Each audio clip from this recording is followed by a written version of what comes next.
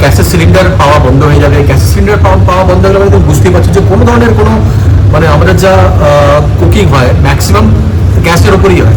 LPG gas যে আমাদের 19 কিলোর যে তোমার কমার্শিয়াল গ্যাস আছে সেগুলো দিয়ে আমাদের রান্না হয়। শিবাজিদার ব্লগ দেখছিলাম, এক্সপ্লোরার শিবাজিদা আর প্রীতিজিদা দূরে গেছে আন্দামান। আর আন্দামানে যে জায়গাটা গেছে রঙ্গত, তারপরে পোর্ট ব্লেয়ার, এই জায়গাগুলো আমার বাবু ওখানে 1970s ওখানে চাকরি করতে গেছিল প্রথমবার।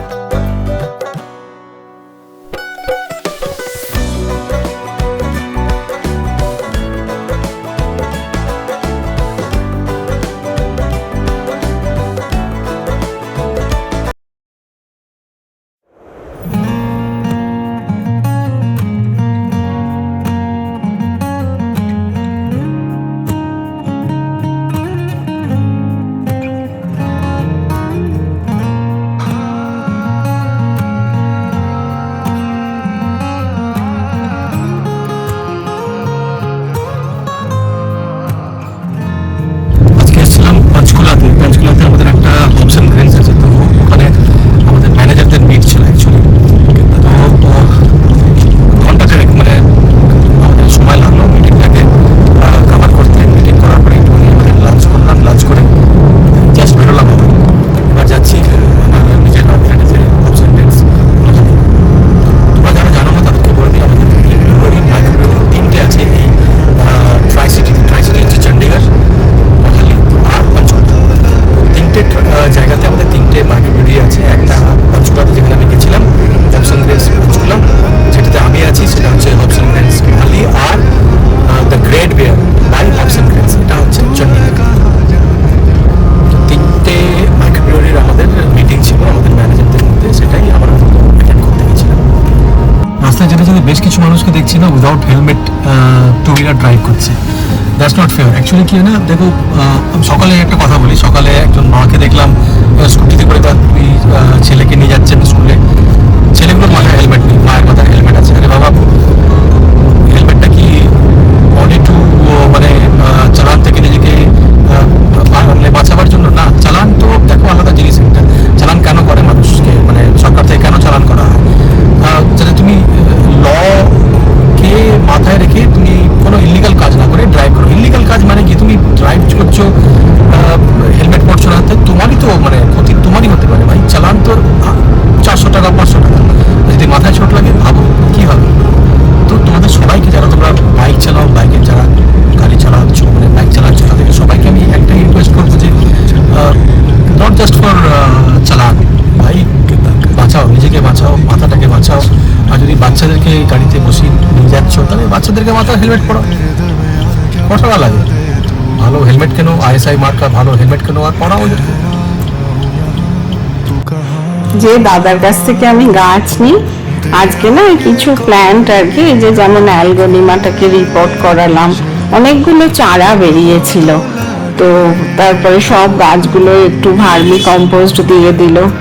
আমি তো নতুন আর কি, আমার তো অত অভিজ্ঞতা নেই। আমি কোভিডের সময় থেকেই আর কি প্ল্যান্ট পেরেন্ট হয়েছি।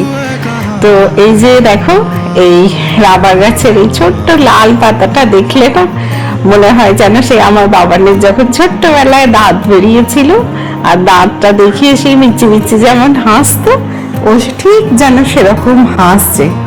এই সকালবেলায় ঘুম থেকে উঠে যখন পর্দাটা টেনে এদেরকে দেখতে পাই, ফুলগুলো দেখতে পাই, তখন কি যে ভালো লাগে না, ভীষণ আনন্দ হয়। ইরান আর যে ইউএসের যুদ্ধ চলছে, ইসরায়েলের মধ্যে যে যুদ্ধটা চলছে, এটা নিয়ে আমরা ভীষণভাবে একটা আমাদের মানে ইন্ডাস্ট্রি, হোটেল ইন্ডাস্ট্রি খুব বড় একটা চ্যালেঞ্জের সম্মুখীন হচ্ছে।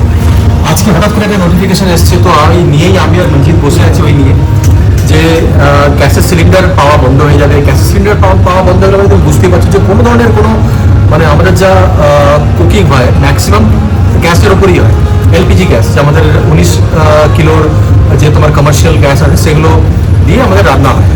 তো ইন্ডিয়ান কুকিং হয়, চাইনিজ হয় ম্যাক্সিমাম। তো আমাদের আর কিছু তন্দুর আছে, তন্দুরে তোমার কয়লা মানে আমরা ইউজ করি, চারকোলে। ওই ব্যাপারটা যদি আমরা সিলিন্ডার না পাই তাহলে কী হবে? আমরা খবর পাচ্ছি ব্যাঙ্গালোরের বেশ কিছু রেস্টুরেন্ট, এমনকি এখানকার আমাদের ট্রাই সিটিরও বেশ কিছু রেস্টুরেন্ট বন্ধ করে দিচ্ছে যারা ছোটো ছোটো ব্যবসা করে। Without gas cylinder they can't অ্যাফোর্ডেড ব্যাপার, মানে কি ওরা বানাতেই পারবে না খাবার, ওরা ডিশ আউট করতেই পারবে না কিচেন থেকে আইটেমস, কী করে হবে? সেই এক জিনিস আমাদের ইন্ডাস্ট্রি প্রত্যেক বাড়ি কিছু না কিছু একটা মানে হিট হয়েই যায়। আজ থেকে ঠিক 20 বছর আগে আমার মনে আছে যখন আমি প্রথম বহালি এসেছিলাম, আমি আর Manjit we both joint together, ঠিক আছে, ইন 2020। তারপরে করোনা হিট করেছিল, সেটাতে আমাদের ইন্ডাস্ট্রি খুব বড় একটা মানে প্রবলেম ফেস করতে হয়েছিল। ঠিক 6 বছর পরে আবার সেই এক জিনিস, জানি না কি হবে। তো we are gearing up for the situations. আমরা কিছু চারকোল কিনে রাখছি, অ্যাটলিস্ট we can prepare मजीद एटलीस्ट हम तंदूर का आइटम बना सकते हैं, पिज्जा ओवन में जो बनेगा ओवन के आइटम এগুলো আমরা বানাতে পারি, और इंडक्शन पे करेंगे हल्का फुल्का। হালকা ফুলকা। কিন্তু ওই যে বাল্ক মে খানা जो बनाते हैं ওগুলো বানানো আমাদের একদম মুশকিল হবে, কেননা ইন্ডিয়ান কুকিং যদি হয় তাহলে আমাদের গ্যাসে ইউজ করতে হবে, চাইনিজ গ্যাসে हाई फ्लेम पे होगा, High जो flame। हाई फ्लेम पे यूज होती है वो स्लो कुकिंग पे बड़ा प्रोसेस कम हो जाता है। बिल्कुल बिल्कुल। তো these are the things, these are the challenges you are facing now it is. আমার সঙ্গে যতজন ইন্ডাস্ট্রির লোকেরা তোমরা দেখছো তাদেরও হয়তো সেমই জিনিস ফেস করতে হচ্ছে, বাট উই শ্যাল ওভারকাম। এটা আমাদের সবাই জানি যে আমরা প্রবলেম ফেস করলেও we are the hoteliers, we are the YONO travel shooters basically. যত রকমের ট্রাভেল হয়, যত রকমের প্রবলেম হয়, যত রকমের চ্যালেঞ্জেস হয়, আমরাই ওভারকাম করি। We shall overcome definitely. हम उभर के आएंगे बिल्कुल, ठीक है ना? बिल्कुल। अगर कोरोना जीत लिए तो ये भी जीत लेंगे भाई, है ना? हूँ यहाँ तू कहाँ, तेरे आगे कोई ना देखे मुझे। সকাল থেকেই চিন্তায় রয়েছি আমরা যতজন মানে আজকে রেস্টুরেন্টে ছিলাম, তারপরে পঞ্চকুলায় দেখলে, পঞ্চকুলায় গেলাম, সবাইকারই একটাই চিন্তা যে এলপিজি গ্যাসের সাপ্লাই।